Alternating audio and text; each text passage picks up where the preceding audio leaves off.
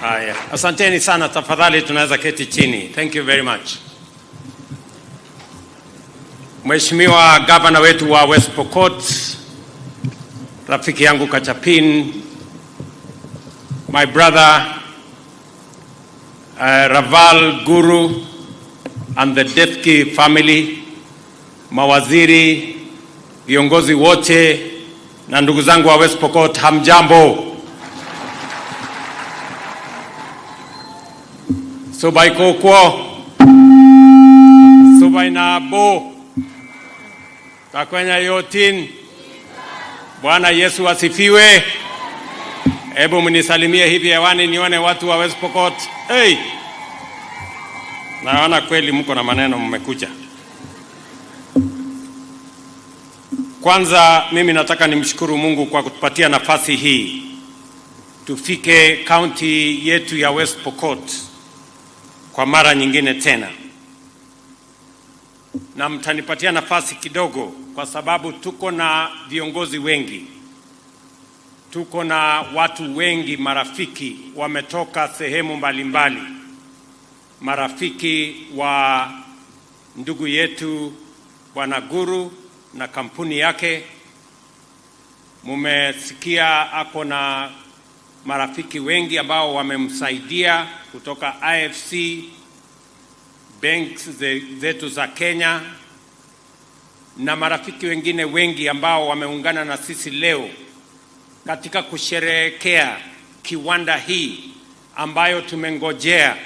Vile watu wa West Pokot wamesema, kiwanda hii imezungumziwa miaka nyingi, lakini leo kwa mapenzi ya Mungu tumekuja kuifungua rasmi, na sasa itazalisha mali na kuajiri vijana wa West Pokot. And therefore this is a very special day in many important ways to different stakeholders. To the Deski Group, we are here to make another milestone in their ambitious expansion of their industrial footprint in the Republic of Kenya. To the people of West Pokot, this is a moment to witness the enormous resource potential of this county and its economic benefits to the local community and to our nation, Kenya. To the people of Kenya at large, we take a monumental step in our industrialization journey by aligning investment and productivity with our quest for self-reliance in respect of strategic goods. The role of the Defki Group in this journey is commendable. Two of their investments, National Cement and now Cemtech, produce 6 million tons of clinker annually, which is equivalent to our national demand as a nation. The opening of this plant takes our clinker production beyond this demand to 11 million tons annually, an excess of 5 million tons. The group's achievement is admirable. Over the past 5 years, it has invested, as Mr. Guru himself said, $1 billion.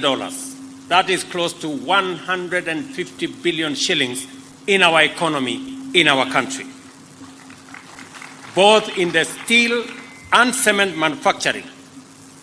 And I want to congratulate my brother Guru for having the confidence in our country. It takes courage, it takes commitment, it takes belief for one to invest 150 billion Kenya shillings, even if it is counted in whatever currency. $1 billion is big money in terms of investment.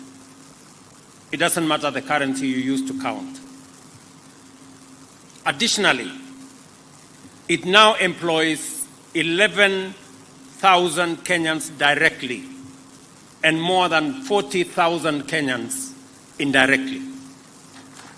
In this plant alone, over the last 4 years, 5,000 people have been working in this plant. Going forward, 2,500 people will be working here every day. And that does not include the transporters and all the other people that will benefit from this ecosystem. The business, the entrepreneurs that will be developed by this factory will contribute immensely to what Kenya of the future and West Pokot of tomorrow will look like. West Pokot County is about to experience an economic resurgence through incomes and various sources associated with the factory, including wages, consumption, and increased revenues. At the national level, the economic benefits of DEFCI Group's investment are critical and also substantial. Local manufacturing of clinker and steel has saved the country foreign exchange to the tune of $500 million every year. And the DEFCI Group remits 2 billion shillings every month in form of taxes to the Republic of Kenya. That is 24 billion shillings every year. You've also heard that he pays 1 billion shillings every month in power charges to our Kenya Power company.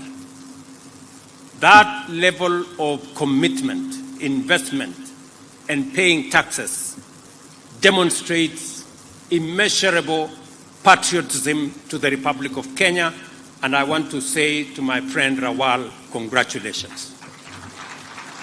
Tafadhali huyu muungwana tumpigie makofi jameni.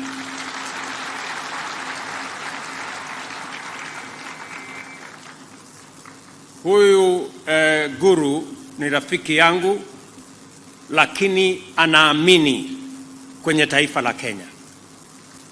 Sio watu wengi wako na uzalendo ya kutosha kuweka pesa zao katika investment ya mali kama hii. Umesikia hii kiwanda ilipatiwa leseni ikafanywa ground breaking miaka 13 iliyopita, lakini haikuanza.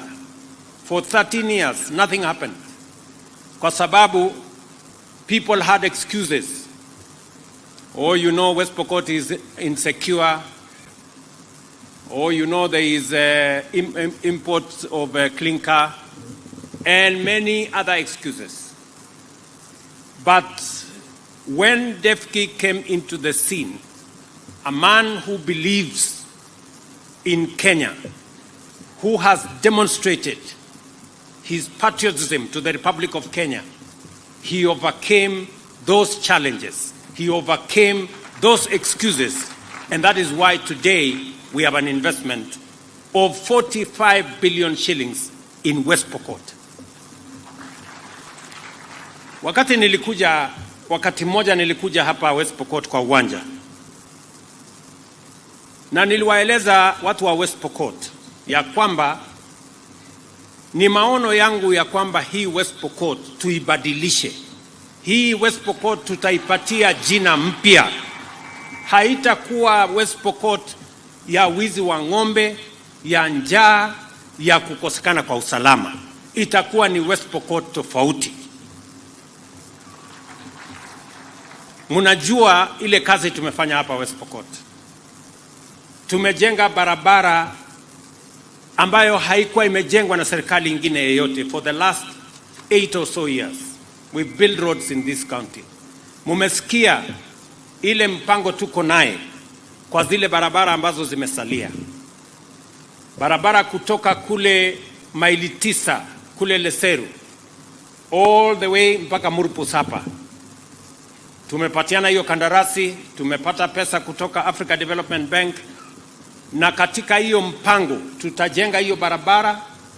Yale mambo mengine mumeniuliza, kwa mfano tufanye dualing pale Makutano, tufanye dualing hapa Kamatira kutoka hapa chini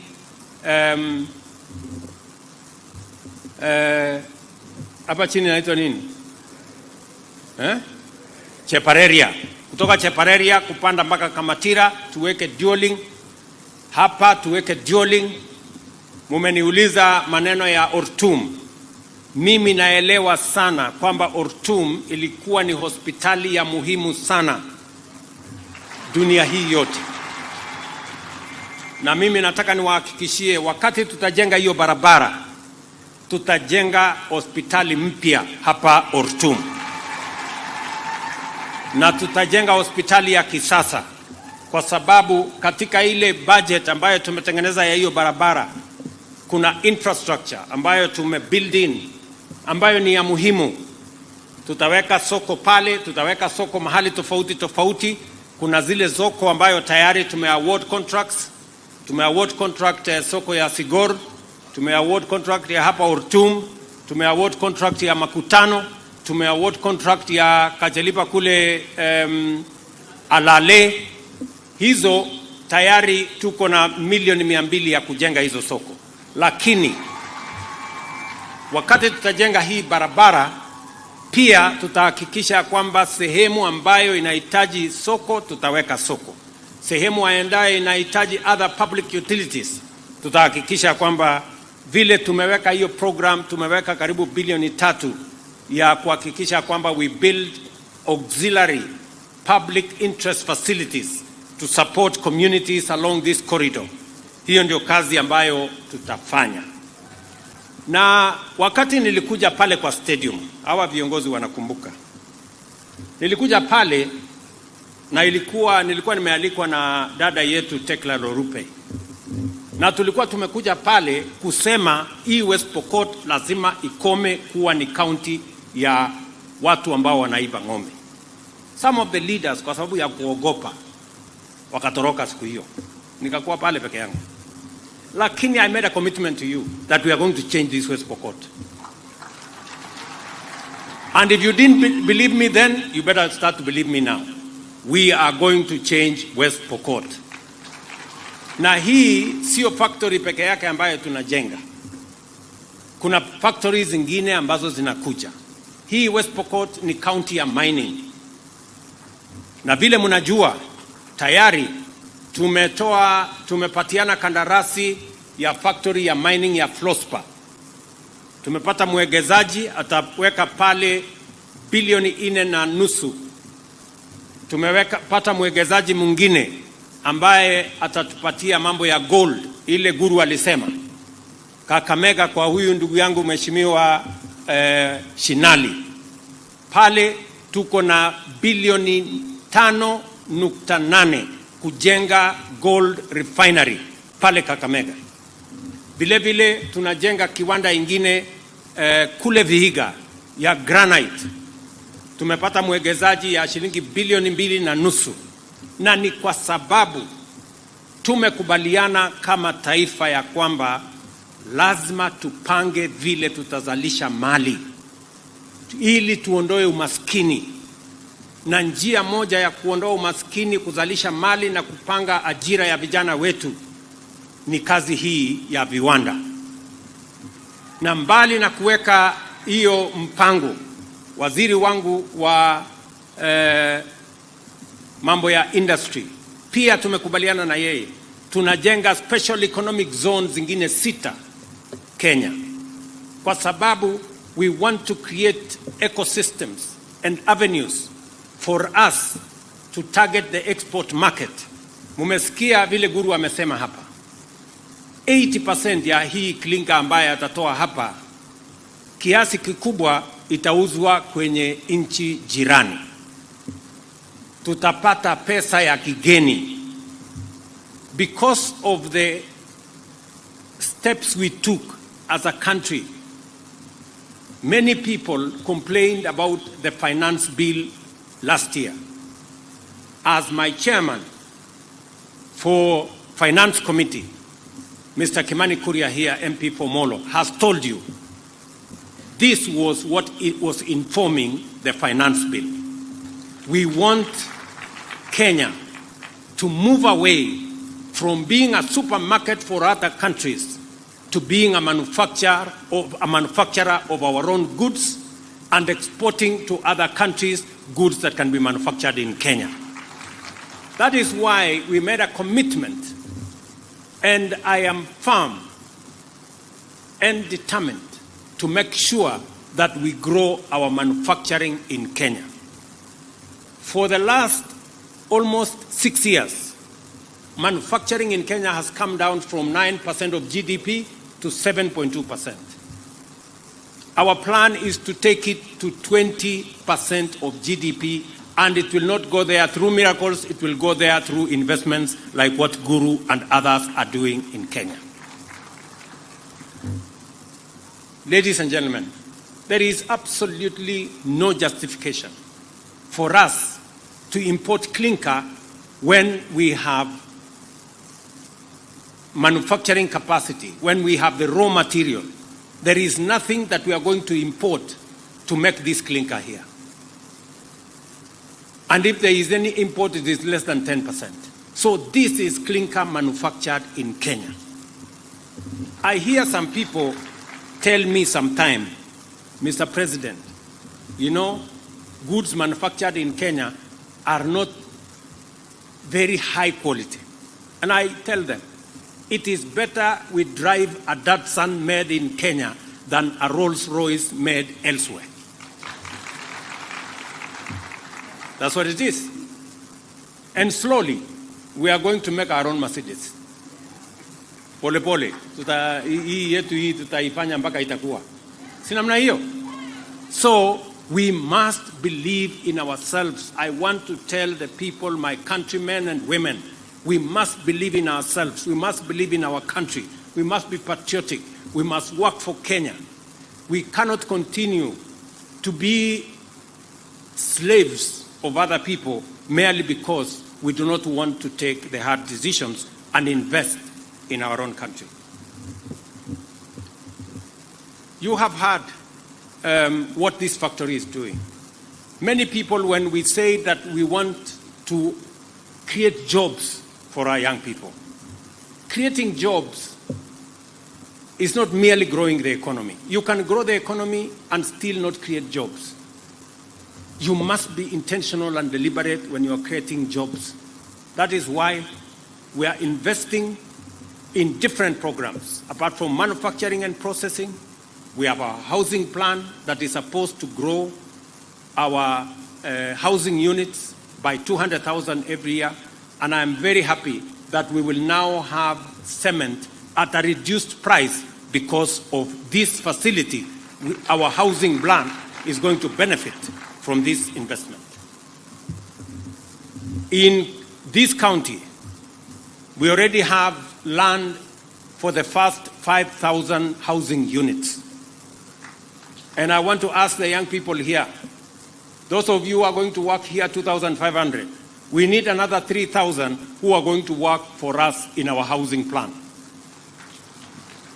As I have said, we are building another 4 markets, maybe 5 shortly. And we are investing in other areas. Waheshimiwa ambao wameongea hapa, pia tumekubaliana na wao ya kwamba ili tupange ajira ya vijana wa West Pokot na Kenya, mbali na viwanda kama hii ambayo tumepanga na wale waegezaji, mbali na program yetu ya housing, vile vile tumebadilisha sheria ya CDF. Na mimi nimesign tayari sheria mpya ya CDF ambayo sasa itamfanya kila mbunge, akiwemo mbunge wenu Posing hapa, ajenge ICT hub katika kila ward hapa Pokot South. Na tumekubaliana na hao wabunge in the next 4 months ICT hub iwe tayari. Kwa sababu mimi nimeenda Marekani, nimeenda Ujerumani, nimeenda Ufaransa, nimeenda UAE, nimeenda Saudia, nimeenda sehemu nyingi. Tayari tuko na makubaliano na nchi 19 ya wao kutupatia ajira zaidi ya 1,000,000 ya vijana wa Kenya kupitia kwa digital jobs. Hao waheshimiwa wakijenga ICT hub, tutaweka hapa internet, tutalete kompyuta, tuko na walimu wa kufundisha hawa majamaa, ili kijana wa West Pokot akiwa hapa nyumbani anaweza kufanya kazi kampuni Marekani ama Ujerumani ama Ufaransa, akiwa hapa nyumbani analipwa na dola na Kenya inasonga mbele. Tunaelewana jameni? Nikiongea na nyinyi saa hizi ndio msisikie, kwa sababu watu wengine wanapenda hadithi na story na kitendawili. Kampuni hii, nyinyi ni mashahidi, inaajiri watu 2,500. This company, program yetu ya housing in the last 1 year, sasa tuko na watu wanafanya kazi 1,140 wanafanya kazi katika program yetu ya housing ambao hawakuwa wanafanya kazi. Nikiongea na nyinyi saa hizi tuko na vijana 120,000 wengi katika our technical training colleges. Saa hizi wanafanya kazi digital jobs na wanapata pesa kupitia kwa mtandao.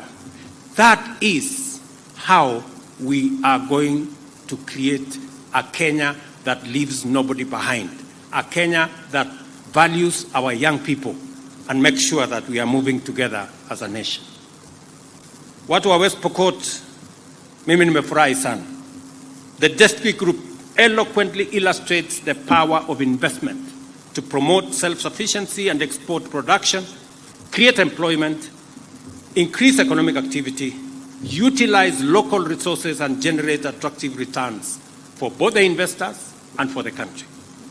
It also demonstrates the vision behind our bottom-up economic transformation agenda by outlining the roles of investment, manufacturing, and industrialization in enhancing our country's self-sufficiency and export performance. It is important that we create incentives to promote more of such investments for our local investors in the manufacturing sector, to promote competitiveness by embracing the most efficient technologies. This is because incentives are investment that must be repaid in higher productivity, greater efficiency, higher competitiveness, and a strong export performance. This is the path by which we shall achieve our ambition to grow manufacturing sector by 20% of our GDP by 2030. DEFCI Group have shown us that this target is within reach and it is attainable.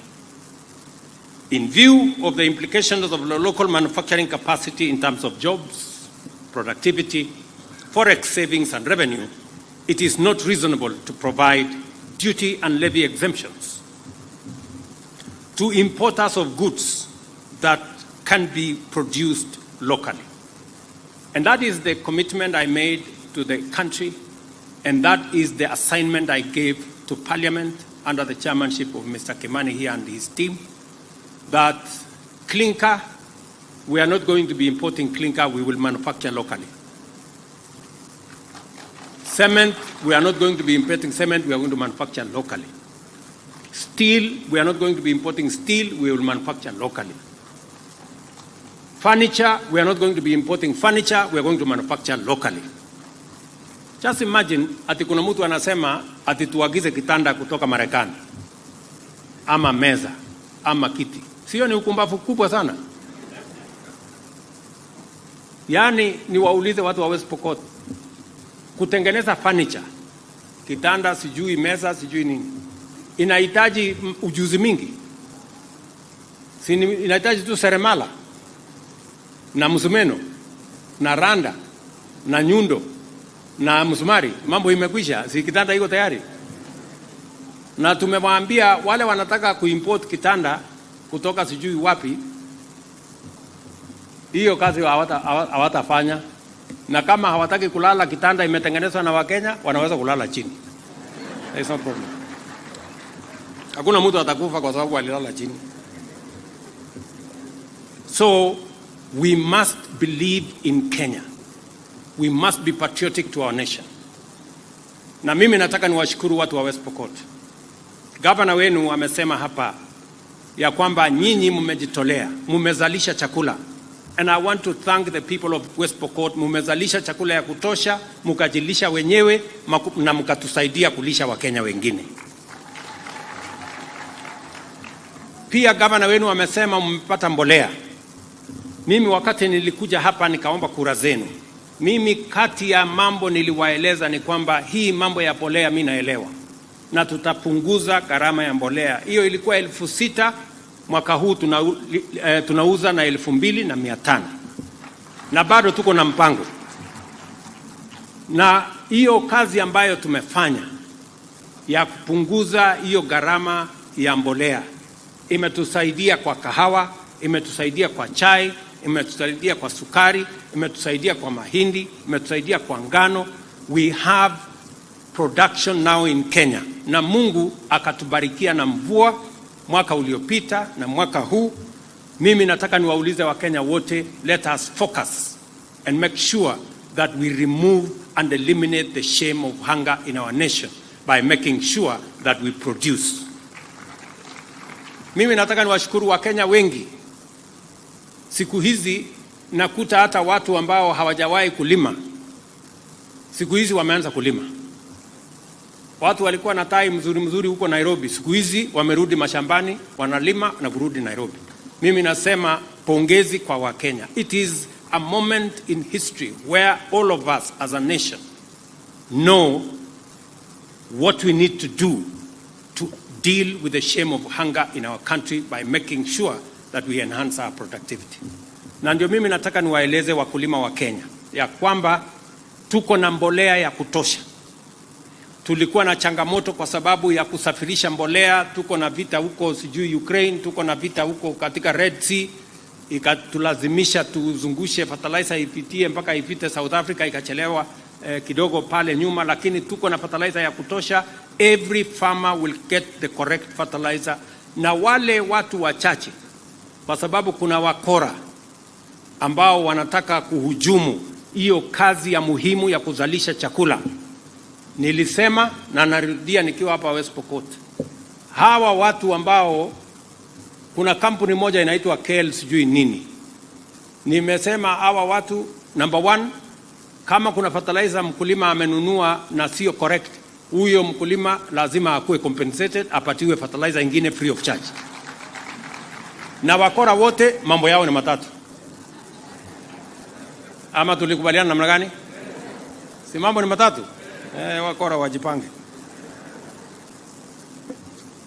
So, na mimi nataka nishukuru what Parliament did in our policy change to promote local manufacturing.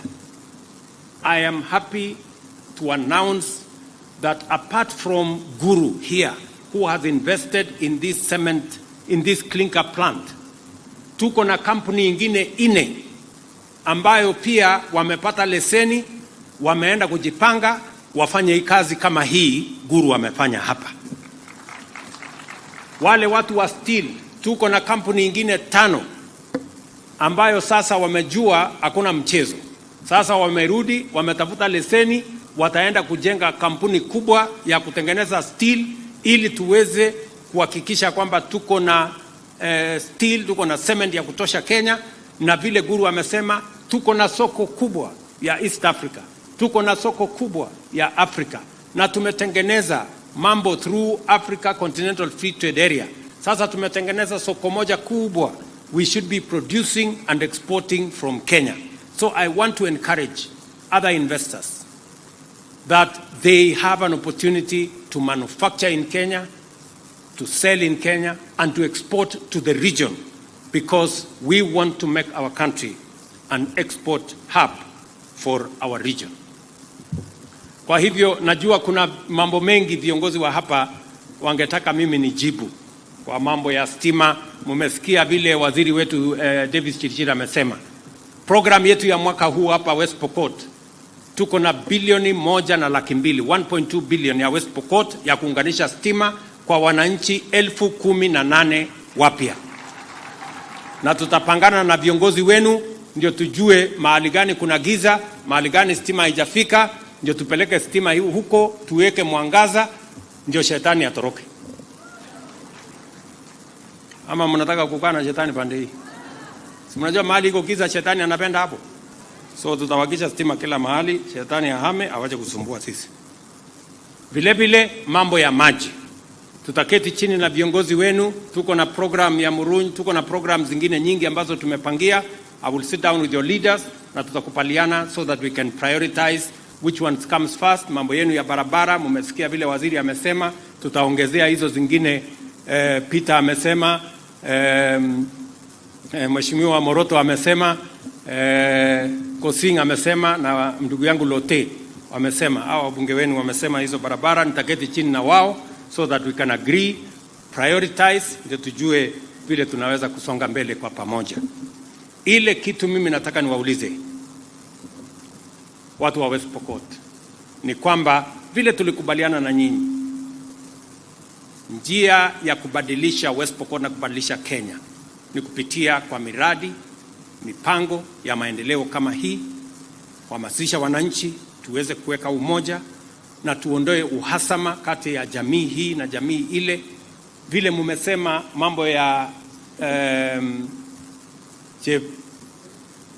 Chesegon hapa chini. Pale Chesegon mumesema kuna shule 5 haijafunguliwa. Mimi nataka niseme nikiwa West Pokot, in the next 2 days jeshi watakuwa pale Chesegon. Na watakuja pale kuhakikisha kwamba hizo mashule imejengwa. Na watakuja pale kuhakikisha kwamba shule zikifunguliwa next term, watoto wa kutoka hizo shule watakuwa pale. Na tutakuwa na askari ya kuhakikisha ya kwamba watoto wetu wanasoma. It cannot be the case in the 21st century in Kenya, a democratic country, ya kwamba ati kuna watoto hawajaenda shule ati kwa sababu ya watu wakora wachache wanakimbia hapa na kuiba ng'ombe na kufanya ujinga. So we must deal with them and be very clear about what we must do. Tumeelewana? So today is Monday. By Wednesday, the military will be there and all the security agencies to make sure that that region is properly looked after, and the kids who are not in school, next term, they must be in school. Na kama kuna shule yoyote ambayo imeharibika, tutajenga mpya ili tuhakikisha kwamba watoto wetu wanarudi shuleni. Na hivyo ndivyo tutafanya in all other areas. Mumeniuliza mambo ya administrative units. Mumesema mnahitaji, sasa mmenichanganya, mmesema administrative unit ya sijui wapi na wapi na wapi. Tukiketi chini na hawa viongozi watanieleza so that we can prioritize, ndio tujue mahali gani inatosha. Nimesikia Lote anasema anataka ikatwe ile ya huko chini. Huyu Moroto anasema ikatwe ya kona hapa. Peter anasema ikatwe ya huko chini. Sasa ikikatwa hii sasa tutakuja tuongee, si ndio? Ndio tupangane vizuri, ndio tuone vile itakuwa. So otherwise, wacha nichukue nafasi hii tena kwa heshima kubwa nipongeze Bwana Guru na familia yake na Defki Group. We really appreciate, and I want to promise you that you have the support of the government of Kenya as you undertake this great investment patriotic to the people of Kenya. You have my personal support and the support of the government of Kenya, because you are making a difference in lives of the people of Kenya, and we sincerely appreciate. Many people may not tell you this, but I want to tell you this in public, that we value friends who believe in the Republic of Kenya. Wengine wanaongea, but you demonstrate in action that you believe in this country, and therefore we have every reason as leaders to support you as we support other investors in the Republic of Kenya. Watu wa West Pokot, sitaki kusema kuzidi hapo. Watoto mpeleke shule. Nimesema watoto mpeleke shule. Ogase?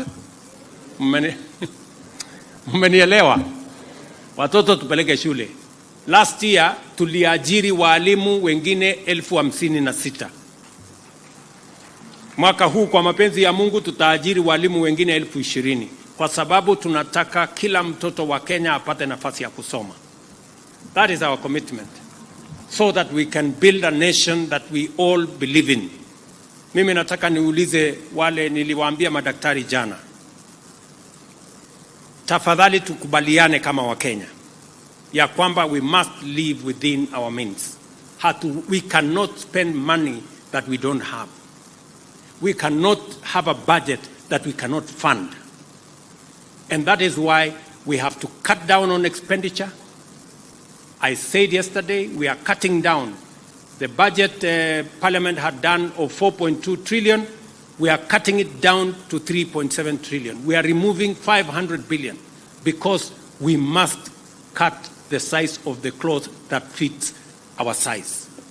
Hatuwezi kuendelea to live large. And I want to say this. It will be reckless. It will be irresponsible.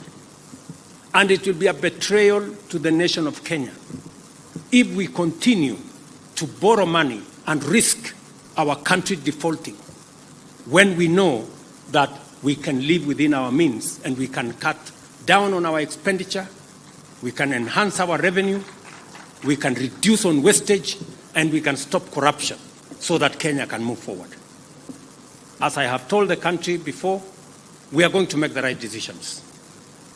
Last year, when we make decisions to stop matters to do with unnecessary subsidies on consumption, many people did not believe in it. But now, unga ambayo ilikuwa shilingi 200 plus, saa hii guru huyu ameniambia amenunua hapa shilingi 100. Hapa kwenu. Hiyo imepungua. Dola ambayo ilikuwa imefika 160. Because now people believe in Kenya and they believe we have the capacity to make the right decisions. Dola ndio hii imekuja imefika 130 ikiteremka chini. Mafuta inateremka chini. Dola inateremka chini. Jana ilitangazwa stock exchange ya Kenya, Nairobi Stock Exchange. Imetoka from being the worst stock exchange to the best stock exchange in the world. Stock exchange ya Nairobi ya Kenya. Sasa nyinyi mnataka stock exchange ya Kenya ndio number 1. Na nyinyi mko stock theft. Surely. What an irony. Hiyo maneno tuwache. Maneno iko huko kwa stock exchange. Tumeelewana? Huko ndio maneno inaendelea mzuri. Tuwache hii ya stock theft. Tumekubaliana jameni? Watu wa West Pokot tumekubaliana? Tuko pamoja? Nimesikia viongozi hapa wameongea, wamesema West Pokot sisi wote tutakuwa chama moja ya UDA. Ni kweli ama si kweli? Ni kweli ama si kweli? Harambee! Mbona sauti bado? Harambee! Hapo kwa kazi ni kazi. Tutakuwa hapo sisi wote. So mimi nakaribisha Kosing, nakaribisha Lote, nakaribisha mama wetu wa county, nakaribisha kila mtu kwa chama yetu ya UDA. Si namna hiyo? Na wewe sasa pita, kwa sababu wewe ndio na senior wetu. Huyo senior. Huyu uko bunge, sasa yeye ndio senior kabisa. Huyu Samuel Moroto. Sasa nyinyi mtayarisha sakramenti mlishe hii watu. Ndio tutembee pamoja. na governor, si ndio? Ama namna gani? Mtayarishe meza ya Bwana ndio tutengeneze hiyo maneno tusonge mbele pamoja. Si ndio? So otherwise mimi nataka niseme asante sana. Nimefurahi sana kufika hapa West Pokot. Mimi nawapenda sana na watakia baraka ya Mungu. Thank you very much.